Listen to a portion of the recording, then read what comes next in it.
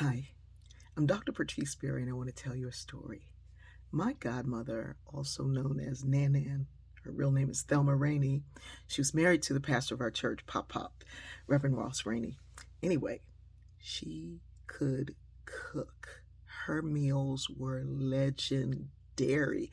This woman threw down, and it would be so good. She'd say, make you want to smack your mama, but you better not try.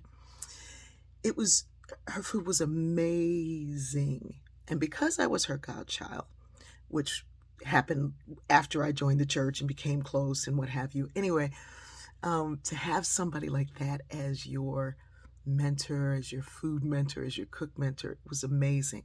She would start Sunday dinner way before church, get up early in the morning. That's probably where I get the making a dress before church thing from. She would get up early in the morning and start her dinner. And then after Pop preached, and there was going to be, it's Pentecostal, so there was going to be some more church going on. After he preached, she would look at me, go like that, and that was my cue to come out with her, get in the car, go home, finish that meal, set the table, have everything ready when everybody came after church. And I'm telling you, smothered pork chops, collard greens, the crispiest fried chicken, deep pan fried chicken. Oh, she made cornbread with crackling. She made strawberry cobblers, and peach pies and sweet potato pies and cakes pound cakes that make you go, what? Ooh, her vegetables were always like crunchy, crisp, tasty. She never overcooked anything. It was just, well, just thinking about it right now, it's like, are you kidding me right now? Ooh, she could make any kind of bread you can imagine, but that cornbread was like, oh, she could cook. And I do believe that a lot of what happened at church was around those meals.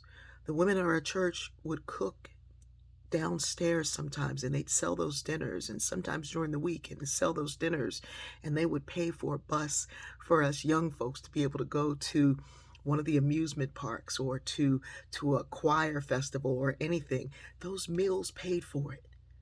There's another woman that people don't really know about. Her name is Georgia Gilmore.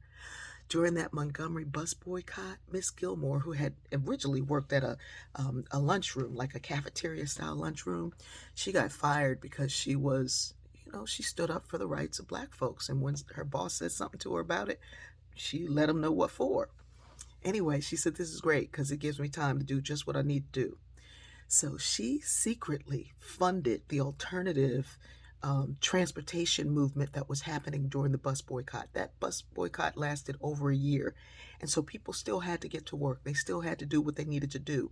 But selling those dinners, and sometimes they'd be selling them to the very people who didn't want black people to sit on a bus. Selling those dinners was the way that not only the movement was funded, but people had other transportation. And like my godmother, they say that her chicken was so good. She just lived a little few ways down the road from Martin Luther King. And he really loved her chicken. Whenever somebody was in town, he was like, let's get Miss Gilmore to cook something up.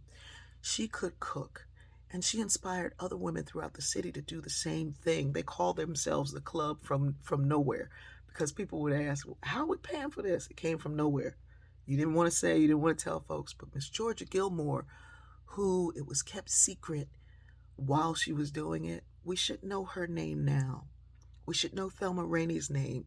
We should know the name of all those chicken fryers and pound cake makers who made a way for all of us to have a way.